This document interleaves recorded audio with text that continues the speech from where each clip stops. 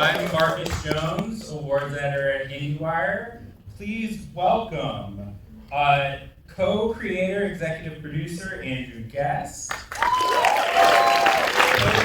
executive producer, director of cinematic Destin Daniel Cretton. And featuring Trevor Slattery and so many costumes that we'll get into. Please welcome Sir Ben Kingsley.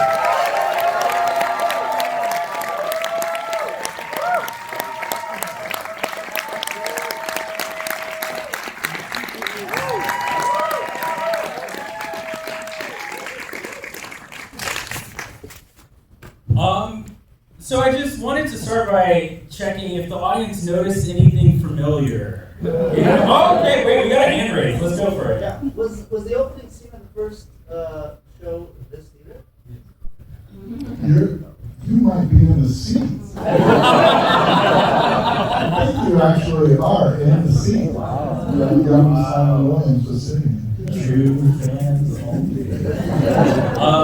But yeah, I mean, that leads me into my first question. Truly, thank you for that. I'm really happy that someone got it. But yes, part of the show was filmed in this theater. The show has also filmed more scenes in LA. Was that something that was important to the show initially? Was that ever a fight, or was it kind of just something that happened organically? Andrew and Destin shooting in LA. Thank goodness, there was never any doubt along the way that we were going to make this show in Los Angeles, and try to capture a snapshot of where LA is at the moment that we were shooting it. So we were able to go to some locations that since the time that we were shooting are no longer functioning.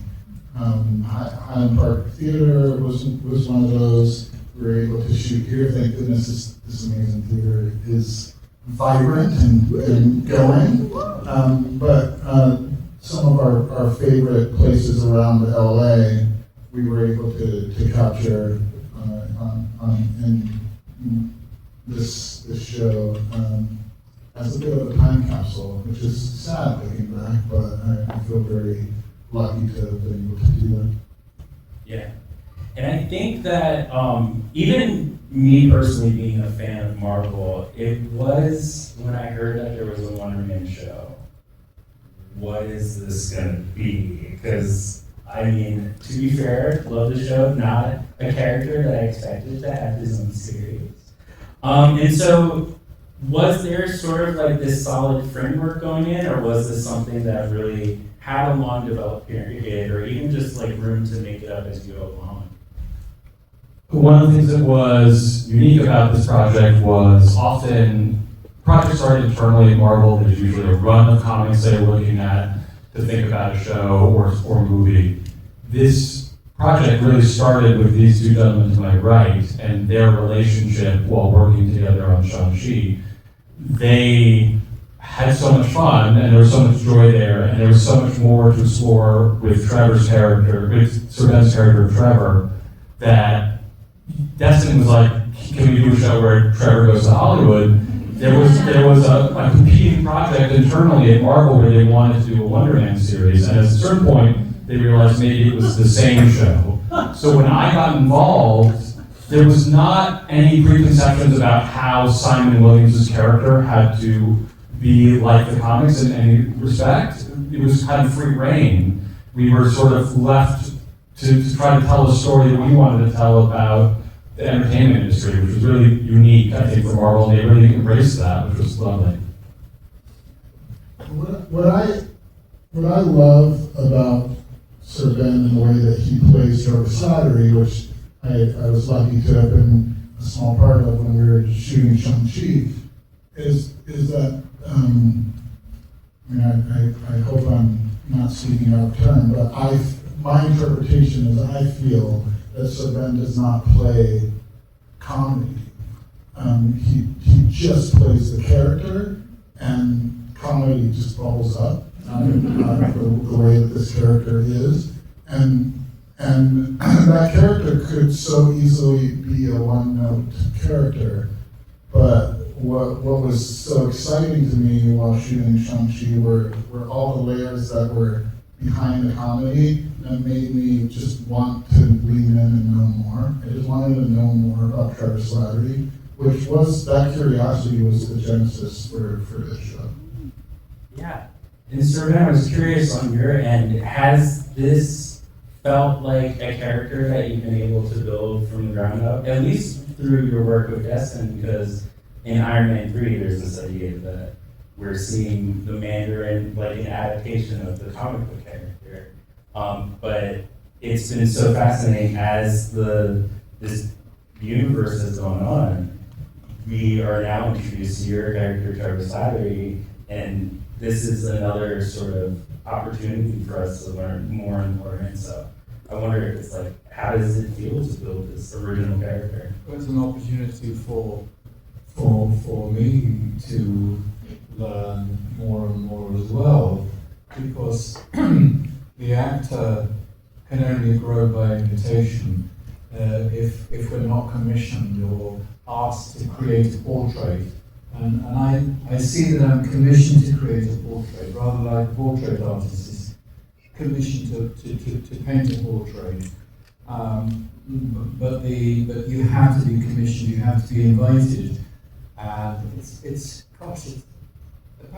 over 12 years. It's 12 years since Drew Pearce and Kevin Feige first and Sean Black first created Trevor.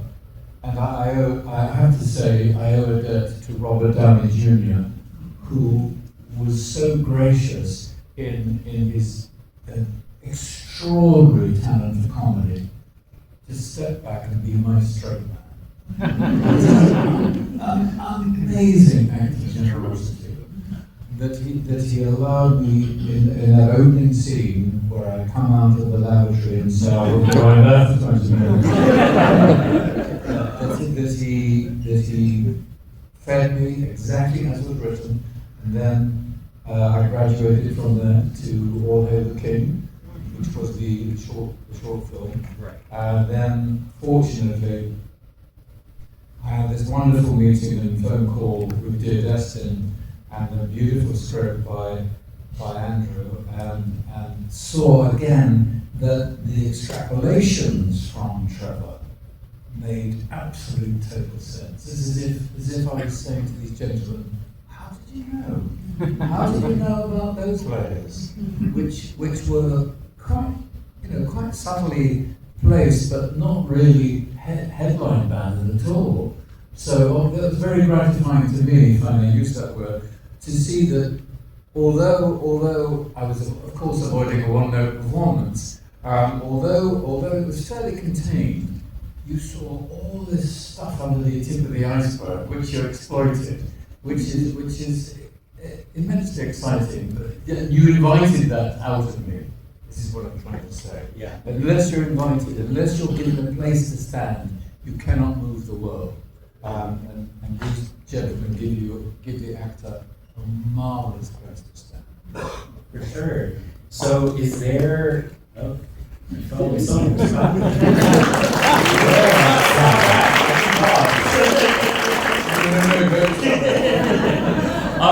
But all I was gonna say is like, did it feel like there is still an inkling of like the Trevor we were introduced to at the beginning of it, I guess Iron Man 3, or did it feel like you've been working with an entirely new rubric in your collaboration with us? That's a very interesting question.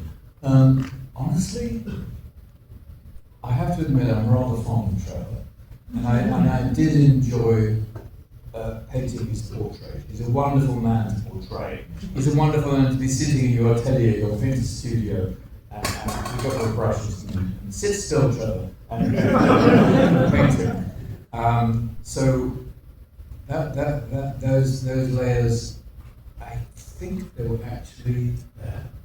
And I think you have to be a very skillful miner or oil rig operator, driller, to mine the actor's potential. And if you come with too many preconceived ideas, you will never mine the wealth that can be inside the actor. I'll tell you a dreadful story. I was quoted by a director who was trying very hard to be a director, but he didn't quite get it. And he thought that telling actors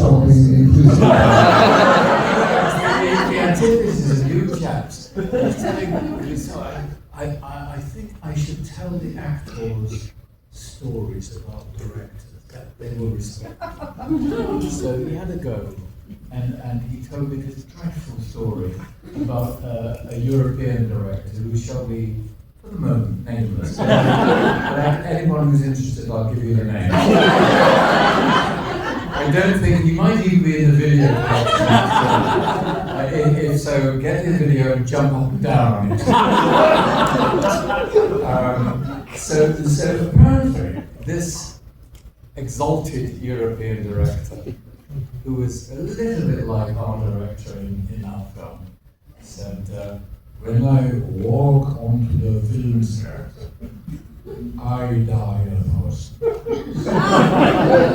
Meaning that every time an actor brings something to the set that he hadn't invented in the bathroom that morning, he died. He could not bear anyone straying off his mandate. And the opposite of that is what I refer to as the 1,000 chuckles as opposed to the 1,000 deaths. And when you're working and there's a black tent called Video Village where these lovely gentlemen sit and watch your work, you occasionally, even though you're supposed to be quiet on set, hear these wonderful warm chuckles. And that's because the actor is given the opportunity, guess what, to surprise them, rather than do what they're told by someone who invented something in the bathroom that morning.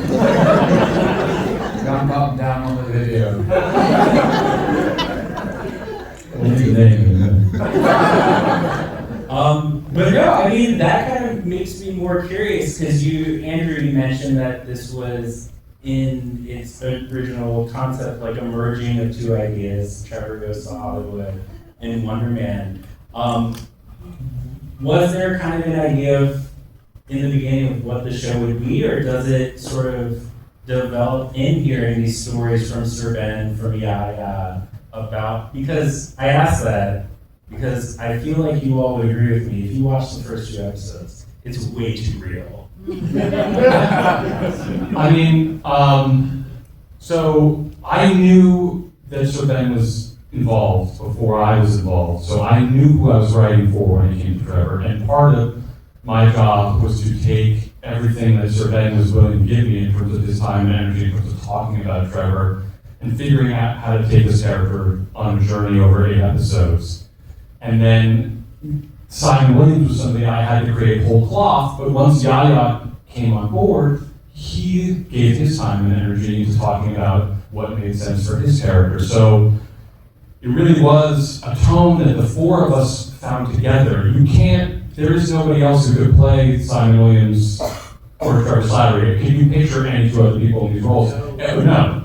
And it took the 4 of us to sort of feel our way through this together and listen to each other and be open to what the others wanted to bring. And that was sort of the beauty of it. So we were all really excited at the gift of that, because it is a gift, Yeah. Destin, too, I feel like there's some ideas about, like, a picture of working with Marvel is like a picture of, like, this rigidity. What were, like, the actual notes, if any? Because I think that, like I said, if I was thinking about a direct adaptation, it would be very different. There's no Grim Reaper in here. I always bring that up. Not yet. If you figure out a way to factor that in, that's got Mary Williams in there. But I mean, in addition to that, there's an X-rated allusion to an X-rated film in this.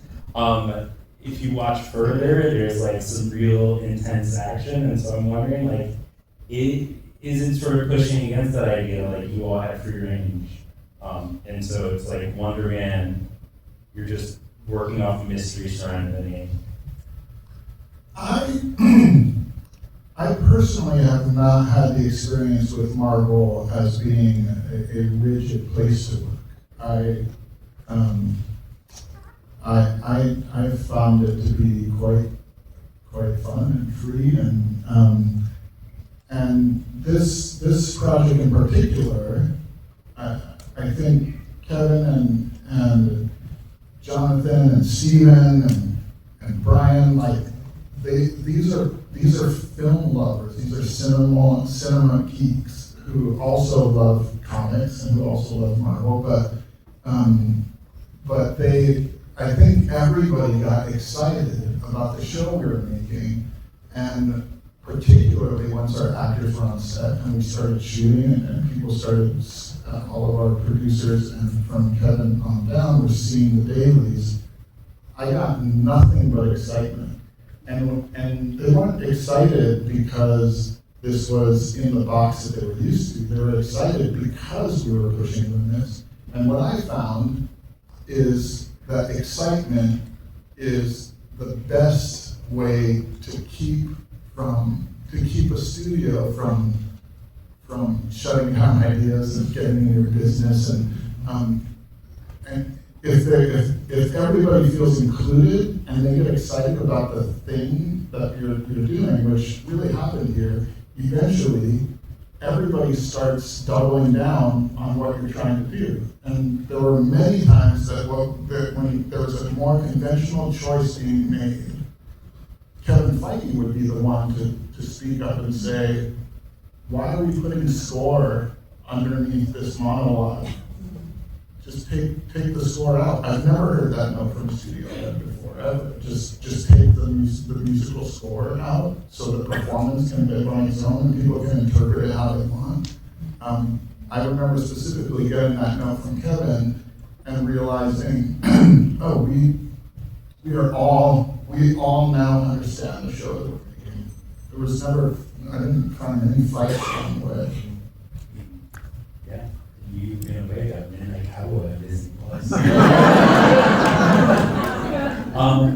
Sir Ben, I mentioned that I felt that watching the first few episodes, the show is too real. I think talking about people's perception, there's this idea of because you are playing an actor, maybe you're just mining from all your lived experience. Did it feel like that, or did it feel more towards I'm playing the character when I step on set, I'm Trevor Slattery, and Sir Ben is somewhere in the unconscious?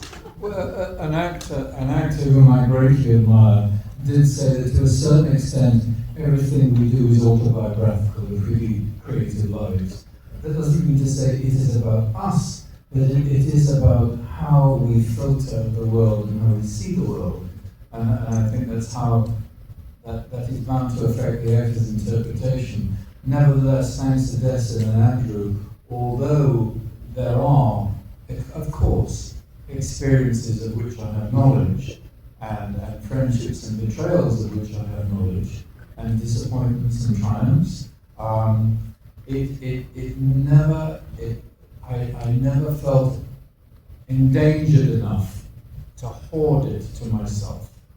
I felt free enough to share what I knew and have it converted into a beautifully scripted and beautifully directed performance, rather than me just whining about my life.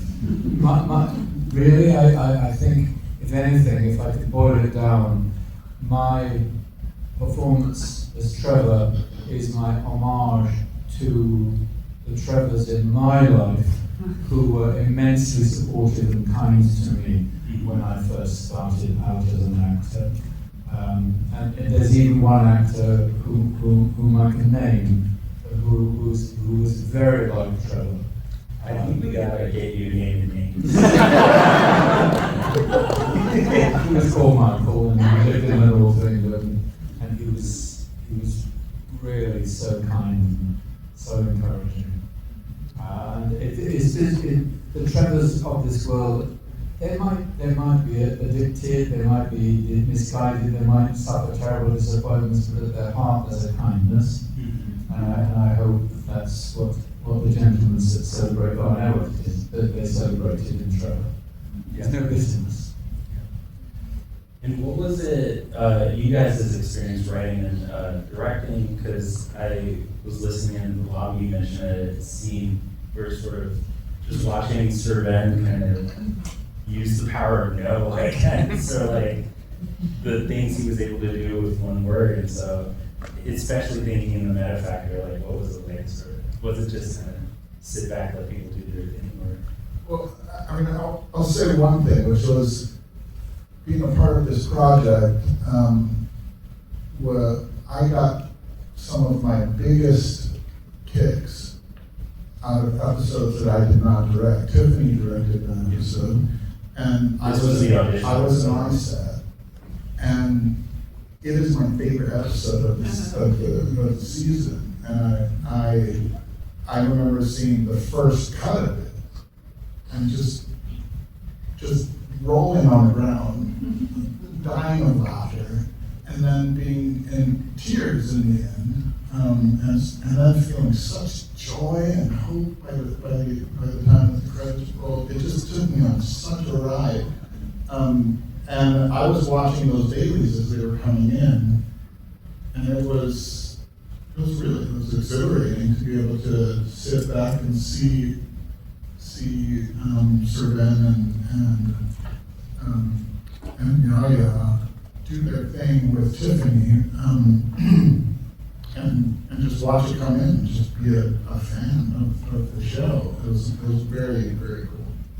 Certainly, I would say that in that episode that Destin has spoken so kindly of, the two characters are at their most vulnerable, and it is an audition episode. It is an audition that they're trapped in, that they're in, and I think that in order for the actor to be real, to allow the camera to see vulnerability, is a great credit to Tiffany, who, to use the word kindness, is a highly intelligent, deeply kind woman.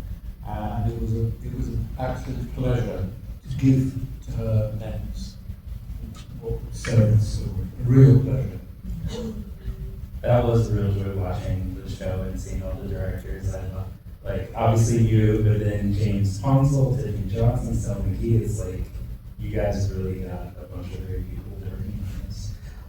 Andrew, I wanted to ask, because I think we did this in episode 2 as well, but sort of what was you all's approach to action and even effects? Because I think we had this idea of like, this is a Marvel show, we're going to see people like bashing into a building or something like that. But then you watch the actual episode and like the action of just finding a place to self-tape. It's like getting the heart racing as much as buildings.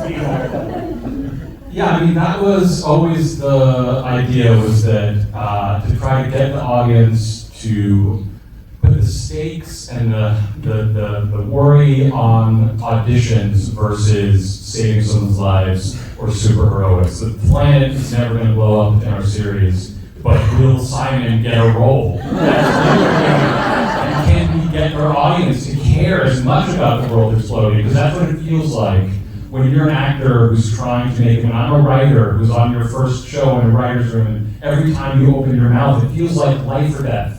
Can we communicate that feeling to an audience? And I will say, when it comes to some of the thoughts that went into how we looked at Simon's powers, Destin brought this, idea of bringing practical effects to almost everything we shot. So in episode 2, when Simon is vibrating, that is a Theragun put against Yahya's arm or leg. And that room was built on some shakers. So we're literally shaking that room in real life, and things are rolling around. And we tried our best to make it feel real and use real, stuff. We discovered, we had a camera test day, and we just were trying all these experiments with shaking. and we discovered that with Brett Pollock, my DP, if you put a Theragun on a right place on a piece of bone, on the right limb of your body, and you shoot it at a high, at a shutter. I think I don't know. The shutter has to be at a very specific setting. It starts to turn into a weird warbly wave, which you saw, and it looks like a visual effect. But we were watching the monitor as we were shooting it, going like, "What the heck is this?" And then we just remembered those settings and shot it like that on set. That's so cool. Sir Ben, you've had a storied career both in Marvel and outside Marvel. I wonder what about making this series kind of felt new to you? Do you know the self-tape struggle, for example? My sons are actors, they do know that world. No, it was. I know how the business has evolved. There weren't any surprises there, but no, it was just a wonderful journey through the world that these gentlemen had created, and you take those steps through that world and you respond within the world that they created, and it was a great joy and a great pleasure, and always exciting and fascinating. And Marvel's welcome to me, right back from Iron Man 3 to now, Marvel's welcome to me has been the welcome of a beautifully organized house. And when a beautifully organized house welcomes a guest, it does so graciously. A disorganized house does not know how to welcome guests. A well-organized home, a well-organized house, and a beautifully run household makes the guest feel really welcome.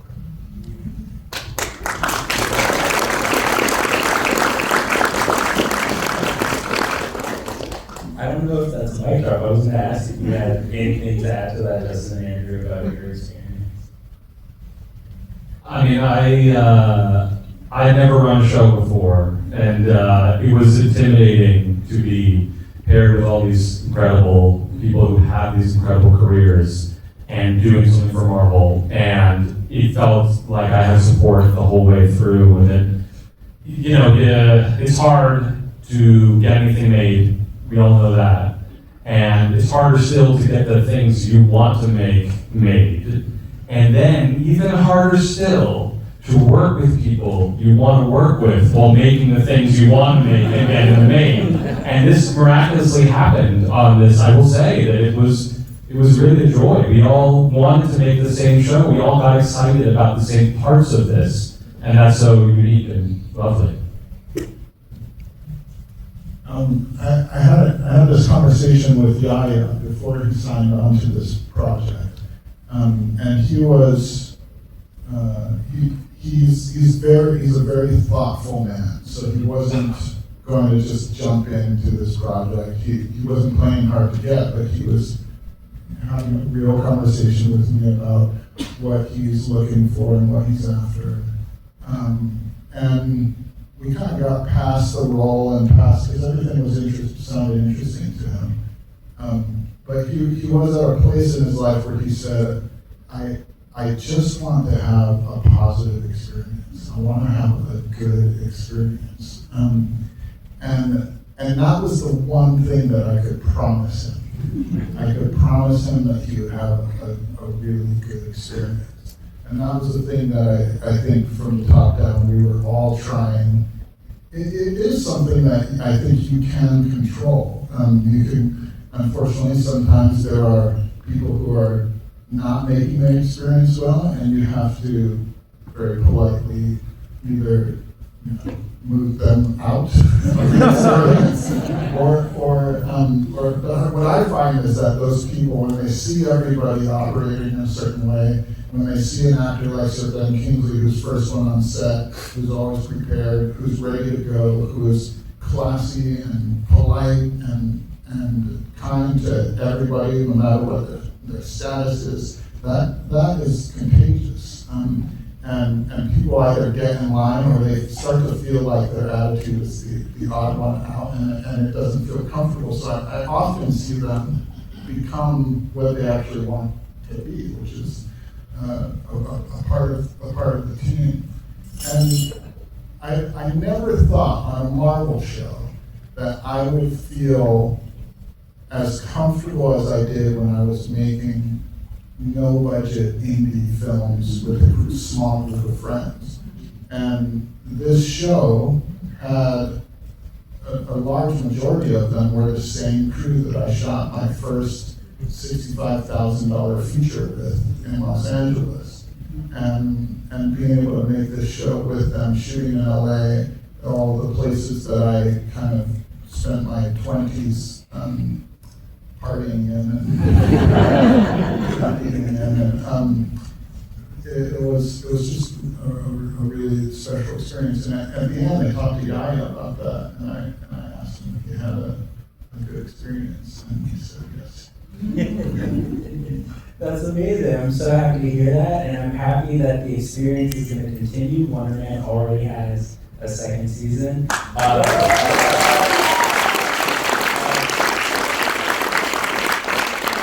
Ben, can you tease, is there anything that you're looking forward to in the expansion, the further expansion of Trevor Slattery? What would you like to see? I'm going to say something by now rather predictable. Surprise me. And surprise Trevor. Well, Dart, I was going to ask if you guys have anything to add going into season 2, but... You're going to get more Simon and Trevor. You're going to get more entertainment stories. And I think some things you haven't seen yet. And that's about as much as I can say at this stage. Are you...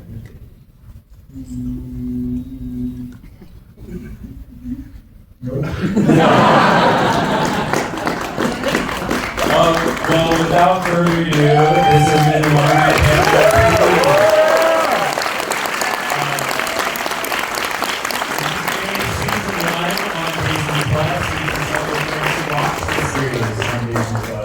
But thank you all so much, and thank you all for coming. Thank you.